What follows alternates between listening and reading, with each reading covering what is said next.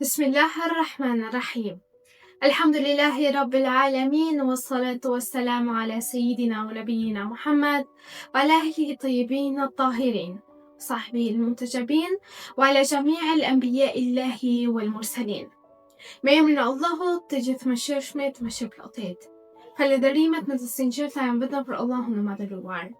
Paqja dhe mëshira e Allahut qofshin mbi profetin Muhammad, mbi familjen e tij të pastër, mbi shokët e tij të zgjedhur, dhe mbi të gjithë të dërguarit dhe profetët e Allahut xhaleshanhu. Të nderuar dëgjues dhe shikues, ju përshëndes me përshëndetjen e bukur islame. Assalamu alaikum wa rahmatullahi wa barakatuhu. Paqja, mëshira dhe begatit e Allahut qofshin mbi ju.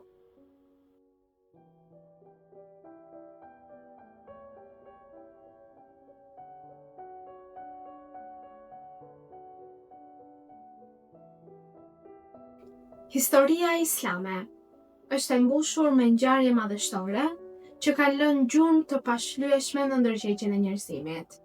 Ndër këto ngjarje, asnjëra nuk ka prekur zemrat e besimtarëve aq thellë sa lëvizja e nipit të profetit Muhammad, paqja dhe bekimet të Allahut qofshin mbi të dhe mbi familjen e tij, lëvizja e Imam Husajnit, paqja qoftë mbi të, drejt tokës së Kerbelas.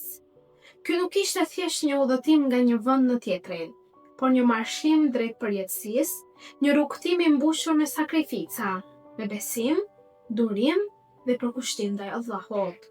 Çdo hap i këtij karvani mbante me vete një mesazh hynor, që do të ndriçonte brezat deri në ditën e gjykimit.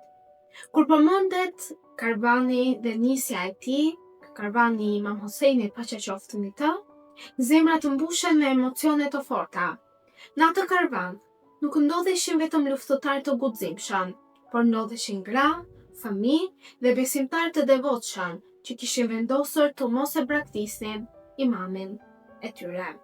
Ata e dinin se rruga që kishin zgjedhur ishte një rrugë e vështirë dhe se fundi i saj do të ishte vetë sakrifica dhe sakrifica të ndryshme.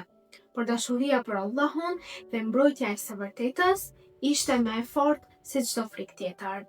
Prandaj nisja e këtij karvani mbetet një nga momentet më prekse dhe më madhështore të historisë islame.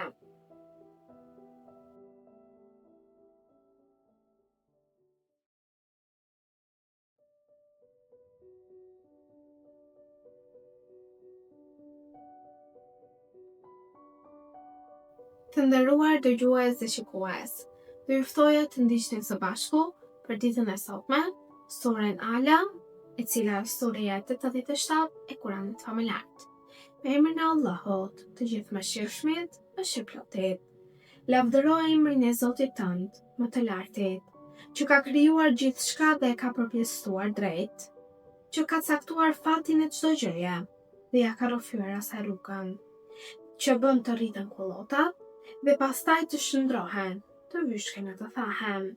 Ne do të bëjmë ty o Muhammed sallallahu alaihi wasallam të lexosh shpalljet tona, kështu që nuk e për të harruar përveç asaj që do Allahu. Vërtet, ai për Allahu e di të dukshme dhe çka është e fshehtë. Do të lehtësojmë ty rrugën e drejtë, prandaj këshillo nëse këshilla do të jetë e dobishme. Atë do ta dëgjoj ai që i friksohet Allahut e do t'i shmanget vetëm ai keqi, i cili do të digjet në zjarrin e madh, ku as nuk do të vdes e as nuk do të jetoj. I shpëtuar është ai që pastrohet, që e përmend emrin e Zotit të vet dhe që fal namaz.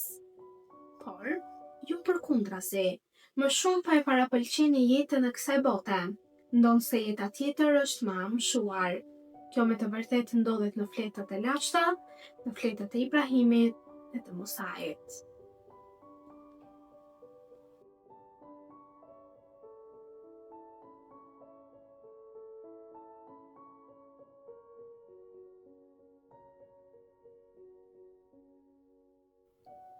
Të nderuar dëgjues dhe shikues, të nderuar ndjekës dhe dashamirës të Ehli Bejtit të profetit Muhammad, paqja dhe bekimet e Allahut qofshin mbi ta dhe mbi familjen e tij. Disa ditë na ndajnë nga 10 ditëshi më i dhimbshëm në të gjithë historinë. Disa ditë na ndajnë nga ndodhia e Kerbelas. Disa ditë na ndajnë nga përkujtimi i më shumë se sa ditëve të tjera të familjes së profetit Muhammed, paqja dhe bekimet e Allahut qofshin mbi ta dhe mbi familjen e tij. Jo vetëm në këto ditë, ne ecim, i përkujtojmë dhe ecim sipas fjalës së tyre çdo ditë të vitit, por këto ditë janë ditët e tyre, përkujtimi i tyre do të jetë më i lartë, sepse dal nga dal po hym në muajin Muharram, në muajin ku 10 ditë që i parë përkon në ndodhit e Kerbelas për Imam Husejnin dhe familjen e tij. Prandaj të doja të nderuar dëgjues dhe shikues për ditën e sotme, të flisja rreth temës Karvani i Imam Husejnit tashmë është nisur për në tokat e Kerbelas. Ishte viti 61 pas Hijrit. Errësira e padrejtësisë kishte filluar të mbulonte shoqërinë islame. Jezidi kishte marrë pushtetin dhe kërkonte që të gjithë muslimanët të nënshtroheshin sundimit të tij.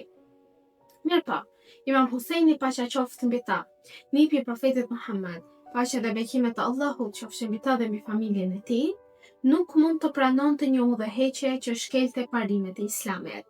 Ai e kuptonte se heshtja përballë padrejtësisë do të nënkuptonte vdekjen e vlerave që gjyshi i tij kishte sakrifikuar aq shumë për t'i përhapur ato. Me zemër të qetë dhe me besim të plotë tek Allahu, Imam Husejni u nis nga Medina e ndritur. Momenti i largimit të tij ishte ndër momentet më të trishta dhe të mbushura me mërzi, sepse po linte pas qytetin e gjyshit të tij. Po linte pas vendi ku ai kishte kaluar fëmijërinë pranë gjyshit të tij dhe ku kishte dëgjuar shpalljen e Islamit. Në çdo rrugë, në çdo shtëpi dhe çdo cep i Medinës, ai kujtonte kujtimet e dashura të familjes së profetit. Por megjithatë, përgjegjësia për të mbrojtur të vërtetën ishte shumë herë dhe më e madhe se sa lidhja me vendlindjen. Në karavanin e tij ndodheshin njerëz të veçantë. Ishte vëllai i tij Abu Fadl Abbas, ose Abbas ibn Ali, ose Abbas Aliu, siç njihet në trojet shqiptare, paqja qoftë mbi ta, i cili ishte simboli i trimërisë dhe i besnikërisë ndaj vëllait të tij. Aty ndodhej Imam Sejjadi, paqja qoftë mbi ta, i cili ishte i samur në ato kohë, por që do të mbante dhe do të mbijetonte për të nxjerrë dhe për të përcjellë tek njerëzit mesazhin e Kerbelas. Në karvan ndodheshin motrat e Imam Husejnit, dhe veçanërisht zonja e madhe Zeinab, paqja qoftë mbi ta, gruaja e fortë që më vonë do të bëhet dhe zëri i kësaj tragjedie. Në mesin e karvanit kishte dhe fëmijë të vegjël, të pafajshëm, të cilëve fytyra e tyre i ndriçonte më shumë në ato vap të tërmendshme të shkretëtieras. Karvani ecte ngadalë nëpër rrugët e gjata dhe të thata të Arabisë. Dielli përvolues binte mbi rërën e nxehtë, ndërsa era e shkretëtirës ngrinte grimca pluhuri që mbulonin horizontin. Deve pas deveja përparonin të gjithë këto me heshtje. Her pas here dëgjoheshin zërat e fëmijëve, ose dëgjohej dhe recitimi i ajeteve të Kuranit nga shokët e imamit. Atmosfera ishte shumë e qetë, por në të njëjtën kohë mbante një ndjenjë të thellë solemniteti, sikur vetë toka dhe qielli e dinin se një ngjarje po ja afrohej dhe do të ndryshonte të gjithë historinë. Gjatë rrugës, Imam Husejni nuk rreshti së këshilluari njerëzit. Ai fliste për drejtësinë, për ruajtjen e fesë dhe për përgjegjësinë e çdo muslimani përballë së keqes. Ky imam kursesi nuk kërkoi pushtet dhe as lavdi, por kërkoi që njerëzit të vazhdonin të ecnin në rrugën e gjyshit të tij, në amanetin e gjyshit të tij, të mbanin fort amanetin pra fjalën e Allahut dhe këtë fe të pastër, dhe të mos shkëputeshin nga kjo rrugë kursesi. Siç thot dhe Imam Husejni paqja qoftë mbi ta, unë nuk dola për kryengritje, as për mendjemadhësi dhe as për të bërë padrejtësi. Unë dola për të reformuar umetin e gjyshit tim. Sa më shumë që karvani afrohej drejt Irakut, aq më shumë bëheshin dhe shtoheshin lajmet e këqija dhe shqetësuese. Njerëzit që dikur kishin shkruar letra duke e ftuar imamin për në Kufe, tani po tërhiqeshin nga frika e sundimtarëve të tyre. Megjithatë, Imam Husejni paqja qoftë mbi ta, edhe pse çdo moment më shumë i vinin lajmet shqetësuese dhe të këqija, ai nuk u kthye mbrapa. vazhdoi misionin e tij deri në fund. Ai e dinte se rruga e tij ishte rruga e detyrës hynore. Dhe ai e dinte se Allahu e kishte zgjedhur për të këtë mision kaq të madh. Kur karvani arriti në tokën e Kerbelas, Imam Huseini paqja qoftë mbi të, pyeti për emrin e këtij vendi. Kur dëgjoi se quhej Kerbela, sytë e tij u mbushën me lot. Ai tha se ky është vendi i vuajtjes dhe i sprovës. Atje urdhëroi që karvani të ndalonte. Ishte një fushë e gjerë, e mbuluar me rërë të artë, e rrethuar nga heshtja e shpejtëtirës dhe e larë nga rrezet e forta të diellit. Në atë çast, historia filloi të merrte drejtimin e ri. Karvani që ishte nisur me shpresën për të ringjallur drejtësinë, tashmë ndodhej në vendin ku do të shkruhej epopeja më e madhe e sakrificës. Gratë ngritën tendat, fëmijët kërkonin ujë dhe burrat përgatiteshin për ditët e vështira që po afroheshin. Askush nuk e dinte saktësisht se sa do të zgjaste dhe se çfarë do të ndodhte, por të gjithë e dinin dhe e ndjenin se po jetonin momentet më të rëndësishme të jetës së tyre. Në nezat e Kerbelas, qielli dukej më afër se kurrë me njerëzit. Besimtarët e kalonin kohën me namaz, me lutje, me lexim të Kuranit dhe adhurim të Zotit të një dhe të vetëm. Zërat e tyre përziheshin me fshfërimën e erës së shkretëtirës. Ata nuk mendonin për jetën e kësaj bote, por mendonin për kënaqësinë e Allahut dhe për fitimin e xhenetit të tij në botën tjetër. Këto zemra të këtyre besimtarëve ishin mbushura me qetësi, sepse e dinin se po qëndronin në anën e së vërtetës. Prandaj të dashur vëllezër dhe motra, nisja e karvanit të Imam Huseinit paqja qoftë mbi të drejt Kerbelas nuk ishte një lëvizje e zakonshme. Ishte një shkollë e përjetshme e sakrificës, e drejtësisë, e besimit, e qëndrueshmërisë dhe e mbajtjes së fjalës dhënë profetit dhe Allahu xhaleshanhu.